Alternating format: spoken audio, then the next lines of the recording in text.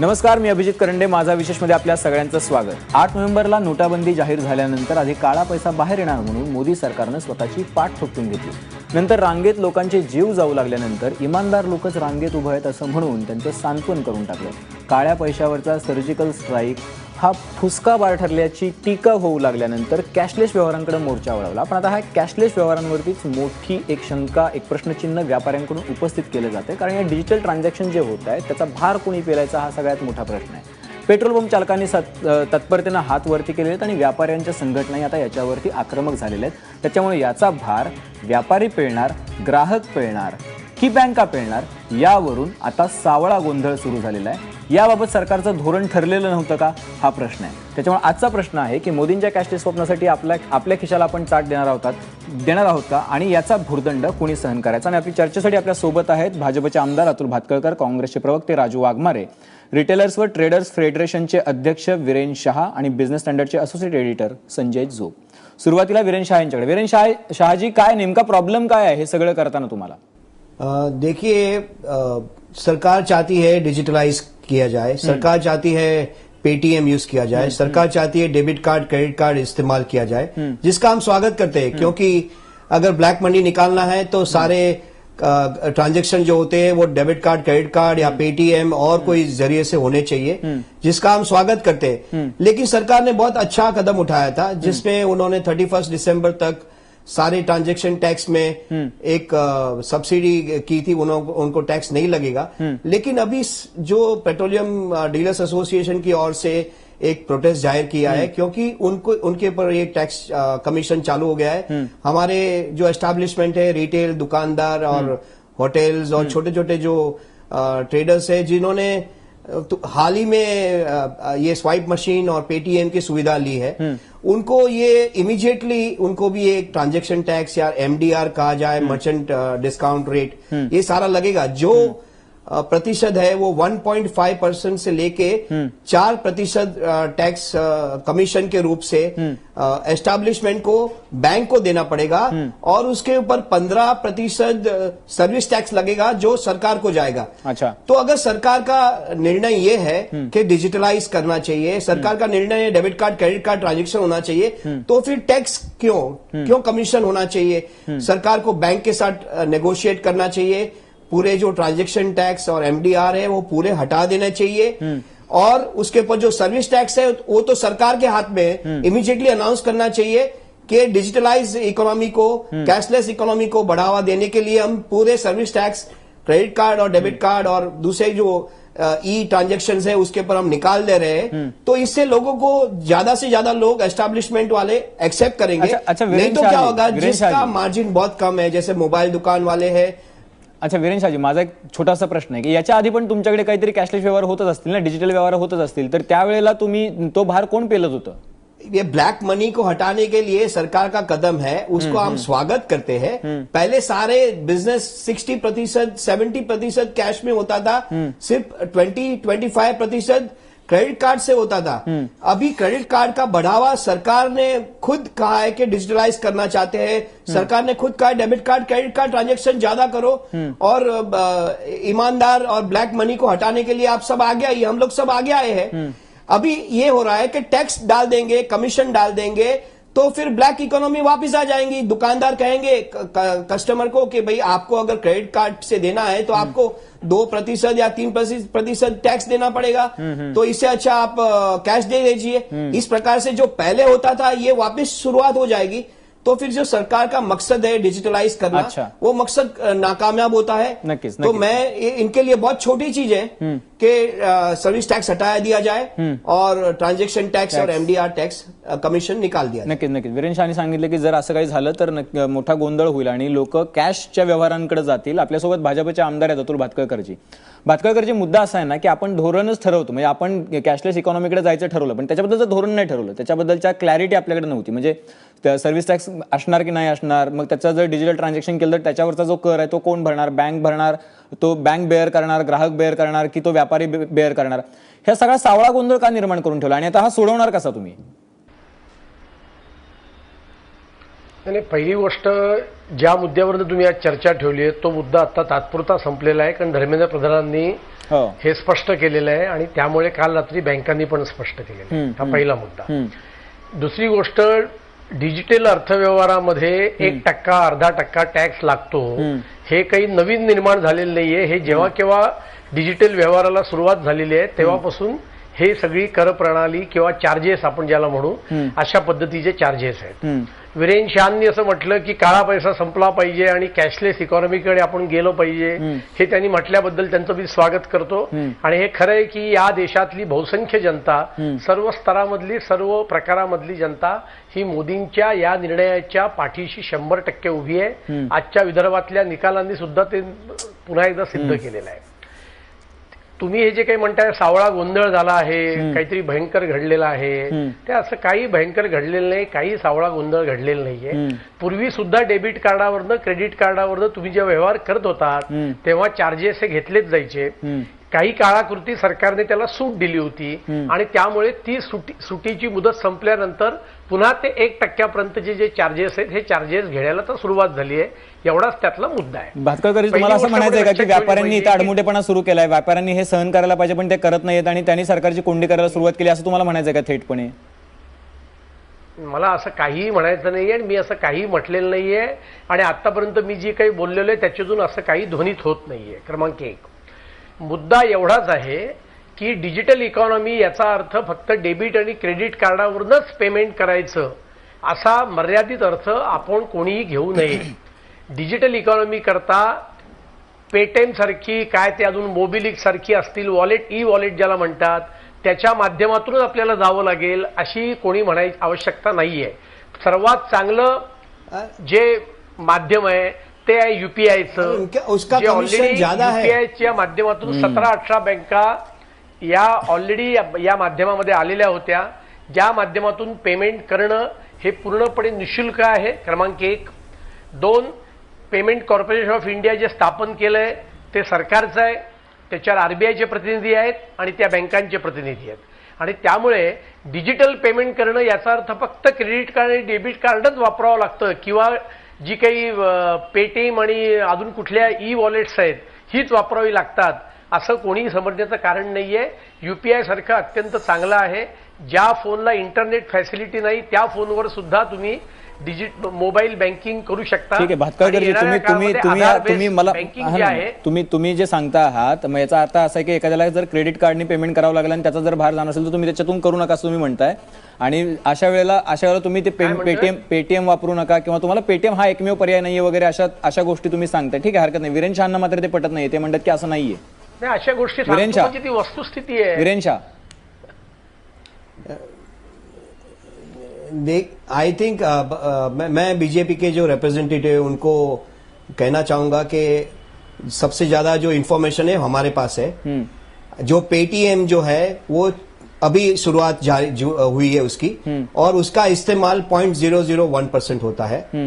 जो ज्यादा करके जो स्वाइप मशीन यूज करते हैं वो debit card, credit card transaction होते हैं. तो मेहरबानी करके आप अपने सरकार और हमारे जो गवर्नमेंट है, प्राइम मिनिस्टर जी को आप कहिए, क्योंकि उनका हर एक निवेदन ये है डिजिटलाइज कैशलेस इकोनॉमी, हम इसका स्वागत करते हैं. आपके लिए बहुत मामूली चीज है, पहले ही सीधा अनाउंसमेंट करना चाहिए कि सर्विस टैक्स हम हटाते हैं क्योंकि हम डिजिटल इकॉनॉमी को बढ़ावा देना चाहते हैं. उसका हम स्वागत करेंगे. और दूसरा जो बैंक टैक्स है, काय संबंध है वीरेन शाह जी? सर्विस टैक्स लगाते, जो कमीशन लेता है बैंक वाला उसके ऊपर 15% सर्विस टैक्स लगता है. सर्विस टैक्स का और डिजिटल पेमेंट का कोई संबंध नहीं. कैश पेमेंट पे सर्विस टैक्स नहीं है.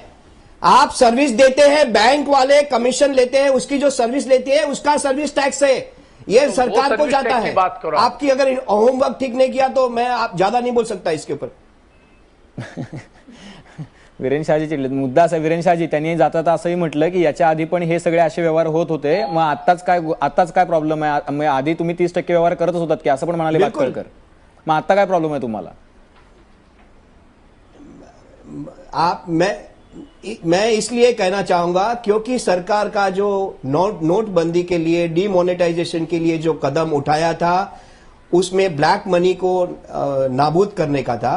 तो अगर सरकार का अभी भी यही कदम है कि ब्लैक मनी को नाबूद करना है और डिजिटलाइज बढ़ाना है, तो मैं आपके माध्यम से सरकार से यह कहना चाहूंगा कि सर्विस टैक्स हटा देवे और बैंकों के साथ नेगोशिएट करे कि जो कमीशन ले रहे हैं, एमडीआर और ट्रांजैक्शन टैक्स ले रहे हैं, वो सारे नाबूद किया जाए, जिससे लोग ज्यादा से ज्यादा क्रेडिट कार्ड आतापर्यंत सांगितलेलं आहे आणि भातकळकर एस्टॅब्लिशमेंट एक्सेप्ट करेगा, पेट्रोलियम लोग एक्सेप्ट करेंगे, बिझनेस और स्टँडर्डचे डिजिटलाइज असोसिएट इकॉनॉमी एडिटर हो संजय जोग जाएगा। आहेत आपल्यासोबत. संजय जोग जे आता तुम्ही हे सगळं जवळून बघता, मी येतो तुमच्याकडे राजू वाघमारेजी, तुम्ही हे सगळं जवळून बघता, आता नेमका गोंधळ काय आहे आणि तो सोडवायचा असेल तर काय करावं लागेल? अभिजित, एकाच मिनिटात फक्त मी थोडी बॅकग्राऊंड देतो.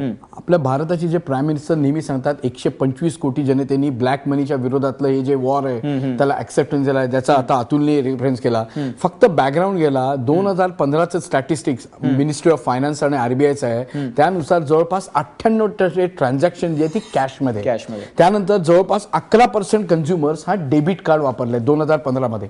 या 125 कोटी जनतेपैकी साधारण 69 कोटी एवढे क्रेडिट अँड डेबिट कार्ड आहेत भारतामधले. आत्ताची ऍज ऑन डेट म्हणजे जुलै 2016ची ही डेट आहे. आता नोव्हेंबरला जेव्हा हे चालू झालं तर त्यावेळेला साधारण ऍडिशनल जी आता वाटप केली ती वाटप करताना केंद्राने असं अध्यारूप धरलेलं होतं की आपण we are marching towards cash transaction. Fine, पण त्याचे फक्त एकच बॅकग्राऊंड, जसं ह्या वारंवार आता विरेन शाह सांगितलं की कॅशमध्ये मी सांगितलं असते, पण आता ही जी डेबिट कार्ड आणि क्रेडिट कार्डचा उपयोग होतो तो कशासाठी होतो? एक, पेमेंट थ्रू एटीएम, दुसरं आपल्या विड्रॉल करायची कॅश, कारण अजूनही कॅश बद्दल प्रेम आहे, आणि तिसरं पॉइंट ऑफ सेल्स. हे भारतामध्ये 14 लाख पॉइंट ऑफ सेल आहे.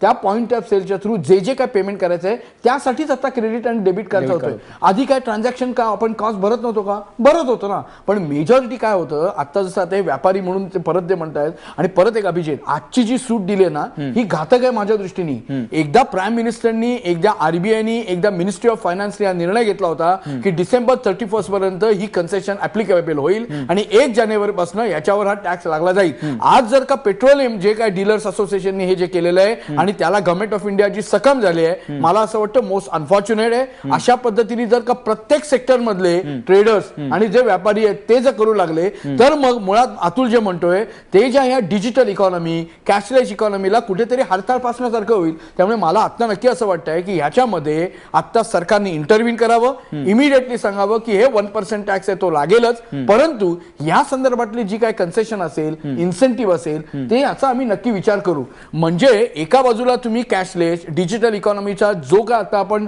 पॉपअप करतोय किंवा त्याच्या पद्धतीने आता ज्या पॉलिसी आखण्याचा प्रयत्न करतोय, आणि दुसऱ्या बाजूला जर का आज आपण एकदम व्यवहार देणार असू तर मला असं वाटतं हे कुठेतरी मेजर रोड ब्लॉक करेल आणि अख्ख्या या धोरणाला थोडं कधीतरी विसंगती होईल. पण हा रोड ब्लॉक तयार होण्याचं कारण काय? आधी याचं काही धोरण ठरवलेलं नव्हतं गव्हर्नमेंट. मला अजूनही असं वाटतं, मला अजूनही करेक्ट वाटतं की ह्याच्यामध्ये 8 नोव्हेंबरला जे सो कॉल्ड अनकोल्ड सर्जिकल स्ट्राईक जो आला आणि नंतर मग प्राईम मिनिस्टर म्हणायला लागले की हे काय सर्जिकल स्ट्राईक वगैरे म्हणू नका, पण त्यावेळेला मला असं टोटली वाटतंय की आरबीआय कुठेतरी 100% इल प्रिपेअर्ड होती. ज्या वेळेला त्यांना 68 नोटिफिकेशन काढावे लागतात, त्याच्यात कुठे खरोखरच RBI has been extended as a joint arm of finance ministry असं कुठेतरी त्याचं काही झालं का? तर मला असं वाटतं हे कुठेतरी झाल्यासारखं आता चित्र होतंय. माझा परत डिस्क्लेमर, म्हणजे मी हे बोलतोय म्हणजे काय कुठे देश विरोधी किंवा देश घातक वगैरे नाहीये. हे जे आता प्रणाली आहे, जी क्रोनॉलॉजी आहे which is there on black and white, तेवढं मी सांगायचा प्रयत्न करतोय. मला असं वाटतं ह्या ज्या वेळेला म्हणजे मगाशी अतुल म्हणाला तसं हे ट्रान्झॅक्शन कॉस्ट होतच होती, पण आता जी डिसेंबर 31 पर्यंत जी सूट दिलेली होती ती 1 जानेवारीपासून झाल्यावर लगेच व्यापाऱ्यांनी त्याचा बबरा करायला लागला, लगेच पेट्रोलियम याच्यावर झालं ते सकम झाल्यासारखं झालं. मला असं वाटतं हे जर का एक्सटेंड होत गेलं तर प्रत्येक सेक्टरमध्येच होईल आणि ही जी पॉलिसी आहे त्याला कुठेतरी हरताळ फासण्यासारखं होईल. राजू वाघमारे, मी येतो अतुल भातकळकरजी तुमच्याकडे एका मिनिटात येतो. राजू वाघमारेजी, मुद्दा असा आहे की आपण स्पष्ट करतो. हा बोला की पेट्रोल आणि डिझेल डीलर असोसिएशनचा मुद्दा जो आहे तो मुद्दा अशा करता रिलिव्हंट आहे की ते कमिशन घेतात. आपण पेट्रोल ज्या दराला कंपन्या ठरवतात त्याच दराला आपल्याला विकत मिळतं, डिझेल विकत मिळतं, त्याच्यावर कमिशन आहे. आणि त्यांचं म्हणणं आहे की आम्हाला मुळात कमिशन एवढं कमी आहे आणि त्या कमिशन मधनं जर का आम्हाला 1% जो बँकांनी काल परवा वाढवण्याचं प्रपोजल दिलं काही बँकांनी, ते केलं तर आमचं प्रॉफिट मार्जिन कमी होईल. आणि त्यामुळे त्यांच्या मुद्द्यामध्ये एक व्हॅलिड पॉइंट आहे की त्यांना एका अर्थाने ते दर ठरवू शकत नाहीत. ठरलेल्या दरावर, ठरलेल्या विक्रीवर त्यांना फक्त कमिशन मिळतं. ते कमिशन फिक्स आहे आणि त्यावेळेला जर का त्यांच्या खर्चात वाढ होणार असेल तर ते कमिशन आम्हाला वाढवून देण्यात यावं एवढंच त्यांचं पण जोग सर असं पण अतुल ह्या सॉरी म्हणजे जे गव्हर्नमेंट आरबीआयचं नोटिफिकेशन आहे त्याच्यात क्लिअर दिलेलं आहे एमडीआरच्या याच्यामध्ये की पेट्रोलियम ज्या आता जे डीलर्स आहेत they are not suppose to pass through. हा कुठे तुलाही माहिती आहे जर का इलेक्ट्रिसिटीमध्ये जर का कंपन्या नाही मान्य वाढलं आहे, त्यामुळे पुढे तुमचं म्हणून त्यांनी pass करावं. मी तुझा कंटेस्ट करतच नाहीये. त्यामुळे त्यांचं म्हणणं एवढंच मी तुमचं म्हणणं कंटेस्ट करतच की नाहीये. माझं प्रॉफिट मार्जिन जे मुळात कमी आहे एक्झॅक्टली पण ते ते वाढवण्यासाठी कमी होतंय एवढा त्यांचा मुद्दा आहे. You are right. त्यासाठीच त्यांचं आता आंदोलन चालू होतं तेव्हा सुद्धा आता धर्मेंद्र प्रधानांनी इंटरव्ह्यू केलं आणि हे केलं. त्यामुळे तू म्हणतोस ते बरोबर आहे. फक्त ह्याच्यामधला मुद्दा असा आहे की ते पास थ्रू होऊ नये हे क्लिअर कट डायरेक्शन त्यांना दिलेल्याच होत्या. त्यामुळे हा कमिशनचा मुद्दा वेगळा आहे तो सरकारने हाताळावा. बरोबर आहे. ठीक आहे. राजू वाघमारे मुद्दा असा आहे की आता एकीकडे जोग सर म्हणतात की हे एक वेगळी प्रथा पडून जाईल की अशा पद्धतीनं व्यवहार करणं व्यापाऱ्यांना किंवा पेट्रोल चालकांना. दुसरीकडे व्यापारी म्हणतात की आम्ही हे बेअर का करायचं कारण आपल्याकडची आतापर्यंतची जसं जोग सर 98% इकॉनॉमी जी होती कॅशवर चालायची आणि आता हा टॅक्स जर आपण वेव केला किंवा जर आम्ही जर टॅक्स भरायचा म्हटला तर आमच्या खिशाला चाट आहे. मग आपण जर कॅशलेसकडे चाललो तर आपला हरकत काय आहे की आपण थोडासा टॅक्स बेअर करूयात ना. नाही काय आहे अभिजितजी या गोष्टीकडे आपण पहिल्यांदा अगदी बारकाईने बघणं गरजेचं आहे की ज्यावेळी सरकारने ही सुरुवात केली त्यावेळी सरकारने सांगितलं की काळ्या पैशाच्या विरोधात आपण युद्ध आहे. तुम्ही मगाशी म्हणालात की सरकारचा सावळा गोंधळ काय.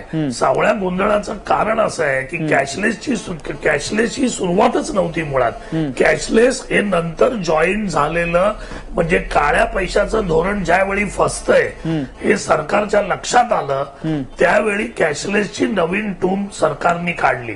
परत ज्यावेळी सरकारने कॅशलेसची टूम काढली पंतप्रधान साहेब स्वतः 8 नोव्हेंबरच्या भाषणामध्ये कॅशलेस बद्दल बोलतच नव्हते. ज्यावेळी पंतप्रधानांनी कॅशलेस बद्दल बोलायला सुरुवात केली त्यावेळी पंतप्रधानांनी असं कुठेच सांगितलं नाही की कॅशलेसमध्ये आम्ही लोकांना सवलती देऊ तुम्हाला अजिबात कर भरावा लागणार नाही व्यापाऱ्यांना काही त्रास होणार नाही. कारण ज्यावेळी तुम्ही कॅशलेस बद्दल बोलता त्यावेळी काँग्रेस पक्षातर्फे आम्ही सांगत होतो की एका गरीबाला जर कॅशलेसमध्ये 10 रुपयाची भाजी किंवा वस्तू तो घेणार आहे आणि पेटीएम मधून ज्यावेळी तो 10 रुपयाची वस्तू भरणार त्यावेळी पेटीएम वाले त्याच्याकडून जो 10 रुपयाच्या वरती जो त्यांचं पर्सेंटेज काढणार आहे ती जी कमाई त्या गरीब माणसाची जाणार आहे त्या कंपनीला ती त्यांनी का बरं द्यावी. बरं 98% लोक ज्यावेळी पूर्ण देशामध्ये कॅशनी व्यवहार करतायत तुम्ही एका रात्रीमध्ये देशाला कॅशलेस करायच्या गोष्टी करणार त्यावेळी देशामध्ये तुमचं इन्फ्रास्ट्रक्चर नाही आहे तुमच्याकडे इंटरनेट नाही आहे लोक आर्थिकतेकडे साक्षर नाही आहेत 68 करोड लोकांची बँकेत खाती नाही आहेत तुम्ही या सगळ्यांना कॅशलेसमध्ये आणणार कसं. आणि हा पूर्णपणे गोंधळ हा सरकारचा झालेला आहे कारण एक त्यांचं धोरण फसलं काळ्या पैशाचं आता कुठेही काळा पैसा नाहीये काउंटरफिट नोट म्हणत होते ते कुठे नाही आहेत. राजू वाघमारेजी मला एक छोटासा प्रश्न तुमच्यासाठी की मुद्दा असा आहे की आधीही आपल्याकडे डेबिट आणि क्रेडिट कार्डनी जास्त ट्रान्झॅक्शन्स नव्हती आणि आताही ती नाहीये. तर मुद्दा असा आहे की आपण विरोधाला विरोध करत राहायचं की आपण सर्वांनी मिळून सरकारने व्यापाऱ्यांनी आणि ग्राहकांनी मिळून याचा जे 1 रुपयाचा जो भाग आहे तो कुणी किती बेअर करायचा हे ठरवायचं. जर तसं केलं आपण आता पण करतोच की आणि असं आहे की फक्त या ऑनलाईन ट्रान्झॅक्शन मध्ये डिजिटल ट्रान्झॅक्शन मध्येच लोकांचं काय शोषण होणार आहे आणि बाकी सगळ्या ठिकाणी लोकांचं सगळं सुखसोयी युक्त आहेत लोक असं तर काही नाहीये ना. आपण विरोधाला विरोध का करतोय एवढाच प्रश्न आहे. नाही अभिजितजी नाही प्रश्न बघा तुम्ही एक समजून घ्या की कॅशलेसनी डेबिट आणि क्रेडिट कार्डने व्यवहार करणारे लोकांचं पर्सेंटेज देशामध्ये किती आहे ते जोग सरांनी सांगितलं. आज एवढ्या कमी प्रमाणात ते प्रमाण आहे. तुम्ही पूर्ण देशाला जेव्हा कॅशलेसमध्ये आणण्याच्या गोष्टी करता त्यावेळी गरीबाला जो भार लागणार आहे सामान्य माणसाला एक्स्ट्रा पैसे द्यावे लागणार आहेत ते पैसे या कंपन्यांच्या खिशात जाणार आहेत. या कंपन्या कोणाच्या आहेत. या कंपन्या विदेशी लोकांच्या आहेत. मग या विदेशी लोकांच्या घरामध्ये माझ्या कष्टाच्या कमाईचा पैसा मी का बरं द्यावा. बरं माझेच पैसे मी वापरणार आहे.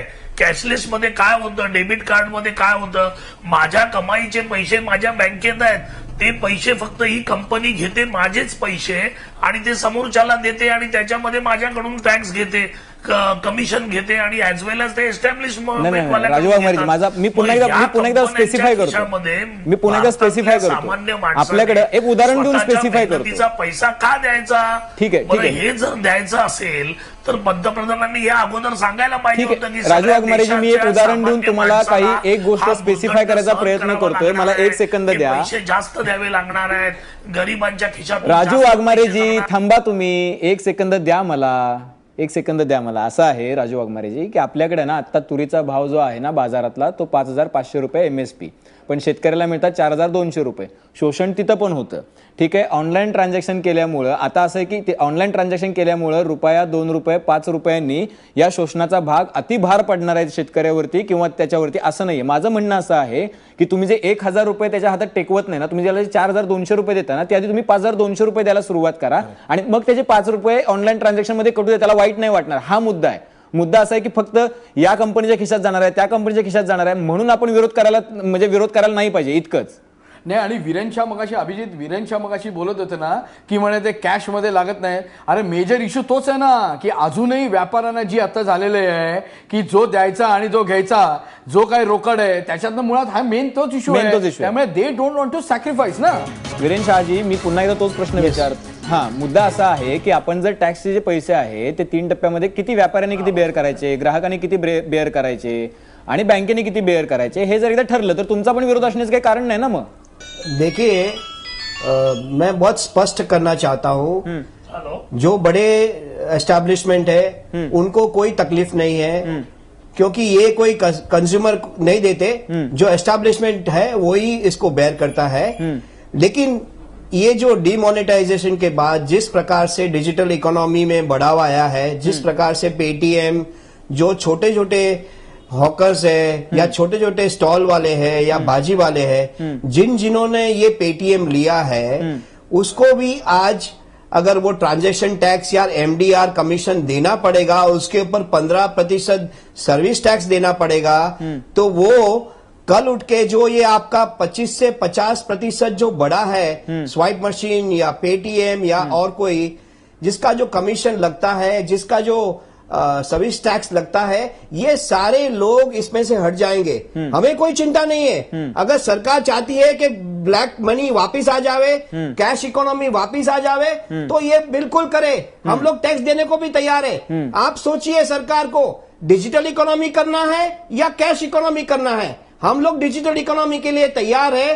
जो छोटे लोग हैं उसको बचाए, उसको संभाल के रखिए, नहीं तो वो वापस कल उठ के वो पेटीएम बंद कर देगा, मशीन निकाल देगा और कस्टमर को बोलेगा सिर्फ कैश यहां पे चलेगा और कुछ नहीं चलेगा. इसका जो ये 2 महीने में जितना उन्होंने मेहनत किया है वो सारी मेहनत नष्ट हो जाएगी. ये मैं बीजेपी के रिप्रेजेंटेटिव है, उनके जरिए सरकार को कहना चाहूंगा. अतुल भातखळकर जी, हा तुम्हाला इशारा आहे जबरदस्त. खर तर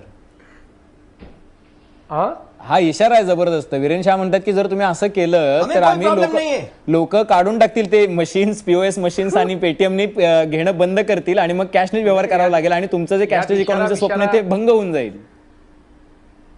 मी काही इशारा या अर्थाने याच्याकडे बघत नाही. मी या अर्थाने याच्याकडे फक्त बघीन की वीरेन शाह हे व्यापाऱ्यांचे प्रतिनिधी आहेत. ते बऱ्याचदा वेगवेगळी आंदोलनं करत असतात. त्यांची ही एक सूचना आहे. या सूचनेचा सरकार जरूर विचार करेल, पण एखाद्या गोष्टीचा सरकारने आपल्या मनासारखा विचार केला नाही याचा अर्थ असता सगळे कॅश इकॉनॉमीकडे परत जातील वगैरे असं समजण्याचं काही कारण नाहीये. पहिला मुद्दा, जे पर्सेंटेज मध्ये या सगळ्या व्यवहारावर शुल्क आकारला जातं आणि ज्या व्यवहाराचा शाकभाजी वाले, हॉकर्स वाले, स्टॉल वाले, जो नए नए पेटीएम वाले हुए हैं वो सारे बंद हो जाएंगे. बड़ी दुकान वालों को, बड़ी रेस्टोरेंट वालों को कोई बंद नहीं होगा. वीरेन शाह जी, मैंने आपको एक शुरुआत में कहा कि अभी पहली बात, हर एक को पेटीएम का यूज करने की कोई आवश्यकता नहीं है. यूपीआई करके एक बहुत अच्छी गवर्नमेंट कंट्रोल्ड पेमेंट की सिस्टम है जो फ्री ऑफ चार्ज है. उसके ऊपर कोई चार्ज नहीं है. गवर्नमेंट का कंट्रोल है, RBI का कंट्रोल है. उसमें एक ही दिक्कत थी कि हर बैंक का यूपीआई का अपना अलग लोग यूज करते हैं. जरा सुन तो लो ना भैया. सर नहीं होता है और प्रैक्टिकल नहीं है. दुकान हर में बैंक का यूपीआई का अपना अरे बाबा सब बात कर सकते हैं आप। 8 नवंबर के पहले लोग ये कहते थे कि 500,000 की नोट कभी जीवन में रद्द नहीं हो सकती है, वो हमने करके दिखाया। फिर भी लोग हमारे समर्थन में है, ब्लैक मनी बाहर आ रहा है, आप चिंता मत करो। और अभी तो भीम करके गवर्नमेंट ऑफ इंडिया के तरफ से ही एक यूपीआई का यूनिवर्सल एप्लीकेशन लिया है, आपने जो गवर्नमेंट का ही है, इसके सभी बाद बैंकों 3 के से लिए वो 4 लागू लाख है। ब्लैक और मनी है वो वापिस आ गए, इतना ध्यान रखिए प्लीज। क्या अभिजित क्या क्या 3 से 4 लाख करोड़ वापिस आ गए, उसको अभी कैसे स्टॉप करेंगे, कैसे किधर लोगों को वापस आए? स्टॉप करेंगे विड्रॉ करने के किधर लिए? वापस आए 4 लाख करोड़? किस प्रकार का कानून लाएंगे जो विड्रॉ नहीं कर पाए? अरे आप Obviously, लोग तो आप- बोल रहे थे, ऐसा है कोई भी आप लोग तो बोल रहे थे कि 4 से 5 करोड़ ब्लैक नाही नाही मनी तो है। वेगळा मुद्दा आहे. राजू वाघमारेजी तो वेगळा अहो, मुद्दा आहे. वाघमारेजी, तो वेगळा मुद्दा आहे. राजू वाघमारे वाघमारेजी एक लाख मध्ये वाघमारेजी मी येतो तुमच्याकडे. अतुल भातकर तुमचं उत्तर पूर्ण करा, मी येतो राजू वाघमारे तुमच्याकडे. आणि त्यामुळे त्यांनी जी सूचना केली आहे त्या सूचनेचा जरूर सरकार विचार करेल. सरकारला डिजिटल इकॉनॉमीकडे जायचंय. या डिजिटल इकॉनॉमीकडे जात असताना त्याच्यामध्ये जर का सर्वसामान्य व्यक्तीला, सर्वसामान्य व्यापाऱ्यांना, कुठल्याही सर्वसामान्य माणसाला डिजिटल इकॉनॉमीकडे जात असताना काही बाधा उत्पन्न होत असेल तर ती बाधा त्यातून नष्ट करणं हे कुठल्याही संवेदनशील सरकारचं बाधा काम आहे. आहे. आणि त्या दृष्टीने मी विधायक दृष्टीने याकडे जरूर विचार करतो. क्रमांक 1. आणि मगाशी मला राजीव वाघमारेंची गंमत वाटत होती की ते काहीतरी ते विदेशी कंपनीवर आहे. अहो तुम्ही विदेशी नेतृत्व स्वीकारलं आणि कसलं विदेशी कंपनीचं किती खोटं बोलताय. त्यामुळे वाघमारेजी फ्रस्ट्रेशनातनं बाहेर या. आता जनता आमच्या बरोबर आहे, लक्षात घ्या. त्यामुळे तुमचं फ्रस्ट्रेशन आज तर वाढलं असेल, कारण आज शेवटच्या टप्प्यात सुद्धा विदर्भात आम्हीच बाजी मारली आहे. पण आम्हाला तुमच्याविषयी मी संवेदना प्रकट करतो, काँग्रेस पक्षाविषयी एवढंच सांगतो आणि माझी वक्तव्य थांबवतो. वाघमारेजी मला बोलू द्या अभिजित. हा वाघमारेजी बोला. बोला बोला. काय आहे माहितीये का की कारण या सगळ्या निवडणुका निमशहरी भागामध्ये होत आहेत. आता ज्यावेळी जिल्हा परिषदा आणि याच्या निवडणुका येतील, शेतकरी ज्यावेळी निवडणुकीमध्ये भाग घेईल त्यावेळी भातकळकरांना खरं कळेल की जनता कोणाच्या मागे आहे. कारण आता काळ्या पैशाबद्दल कोण बोलतच नाहीये, आता डिजिटल इकॉनॉमी बद्दल बोलतायत. मग काळ्या पैशाची जो इकॉनॉमीचा निर्णय घेतला हा ऐतिहासिक मूर्खपणाचा निर्णय, जो जगामध्ये कुठच्याच देशाने घेतला नव्हता, तो निर्णय, मूर्खपणाचा निर्णय आपल्या पंतप्रधानांनी घेतला आणि त्याचं कौतुक बीजेपी वाल्यांना वाटतंय. आज अमेरिका स्वतंत्र होऊन 400 वर्ष झाली हो. युरोपमध्ये एवढे देश स्वतंत्र झाले, कोणी डिमॉनिटायझेशन, नोटाबंदी केल्या नाहीत. या फक्त भारतामध्ये झाला. म्हणजे हा ऐतिहासिक मूर्खपणाचा निर्णय काळ्या पैशासाठी घेतो म्हणून सांगितलं.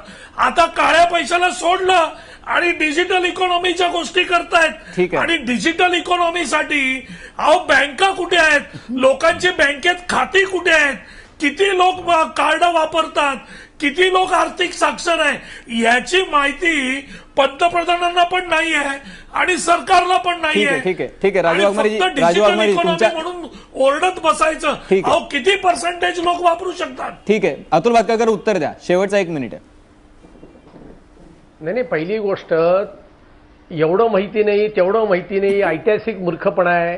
मला वाटतं फ्रस्ट्रेशनमुळे तुम्ही असे अनेक उद्गार काढताय. तुमच्या माहितीकरता सांगतो की जनधन योजनेला बढावा देऊन 6 महिन्याच्या आत 25 कोटींपेक्षा अधिक खाती या देशात निर्माण केली गेली. आज मनरेगावरच्या सर्व कामगारांना आधारच्या संलग्न करून त्यांना बँकेत पेमेंट होत आहे. त्यामुळे अज्ञानात राहू नका वाघमारे.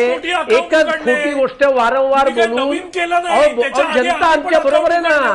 अहो जरा फ्रस्ट्रेशन मधनं बाहेर या वाघमारे फ्रस्ट्रेशन मधनं बाहेर या आणि राहुल गांधी परदेशातून देशात यायची वाट पहा. कळलं का? राहुल गांधी परदेशातून सुट्टीवरनं देशात यायची वाट पहा. या देशाने प्रथमच 24/7 12 महिने काम करणारा प्रधानमंत्री अनुभवतोय आणि तुमचा नेता मला 1 एक जानेवारी देश 31 दाखवा डिसेंबर की जो मनवायला आपला cashless आहे. फॉरेनला निघून जातो. एक देश आता दाखवा. सांगा जनतेला कुठे मुद्द्याचं गेलेत ते बोला. नक्की. अहो, मुद्द्याचं जनतेला बोला. सांगा हो. मुद्दा अहो, असा राहुल आहे गांधी मुद्दा असा सुट्टी आहे मनवायला मला कुठे मला गेले? इंटरव्ह्यू करावं लागेल जनतेला- मुद्दा असा आहे मला इंटरव्ह्यू करावं लागेल. हा जो वाद आहे हा दाखवला तर लोकांना थोड्याफार प्रमाणात बरं वाटेल आणि हे बघायला पण हे वाटेल. पण ठीक आहे, असं योग्य नाहीये.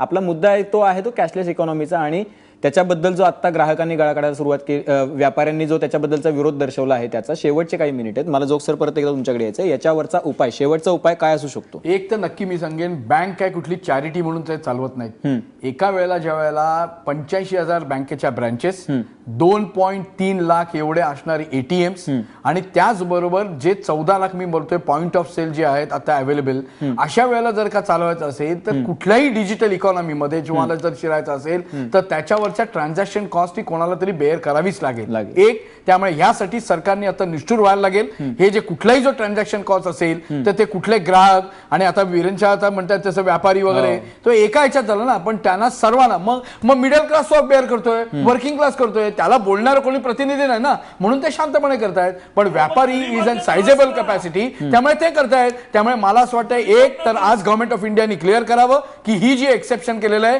की काही दिवसासाठी असेल, अशा पद्धतीचा टॅक्स किंवा जो ट्रान्झॅक्शन कॉस्ट आहे ती भरावीच लागेल. दुसरं, अशा पद्धतीने डिजिटल जेव्हा इकॉनॉमी किंवा कॅशलेस इकॉनॉमीकडे आपण जातोय तेव्हा आपण म्हणजे आताला जर एकच परत स्टॅटिस्टिक देतो जो वर्ल्ड बँकेचा रिपोर्ट आहे, तर आपल्याकडे साधारण 1 लाख माणसांच्या मागे फक्त 18 एटीएम्स आहेत. अशा पद्धतीने, आणि ती ब्राझीलमध्ये सुद्धा 129 आहेत. जेव्हा अशा आपल्याला जेव्हा आवाकाड वाढवायचा आहे तर त्यासाठी लागणारं इन्फ्रास्ट्रक्चर वाढवावं लागेल. दुसरं, त्यासाठी लागणारी जी ट्रान्झॅक्शन इफिशियन्सी आहे बँकांच्या थ्रू आणि पॉइंट ऑफ सेल जी आहे ती वाढवावी लागेल. तिसरी, हे करत असताना म्हणजे आत्ताच तू अभिजित वाचलं असेल की साधारण 32 लाखचं कार्ड हे डिकॉर्ड झालं.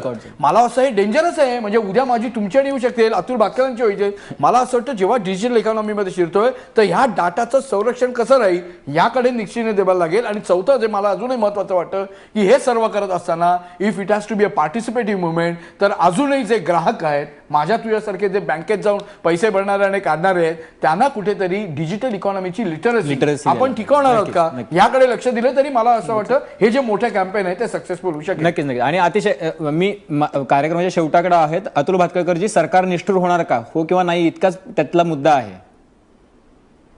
नाही, मी सुरुवातीलाच म्हटलं की सरकार डिजिटल इकॉनॉमीकडे गतीने पावलं टाकतंय. या संदर्भात जर का कोणाचे काही ऑब्जेक्शन्स असतील, त्यांच्या काही जेन्युइन अडचणी असतील तर त्या अडचणी सोडवण्याच्या दिशेने सरकार नक्की पावलं टाकेल. एकच मुद्दा सांगतो की एटीएम आणि डेबिट कार्ड आणि क्रेडिट कार्डाच्या मार्फतच व्यवहार केले पाहिजे असं समजायचं काही कारण नाहीये.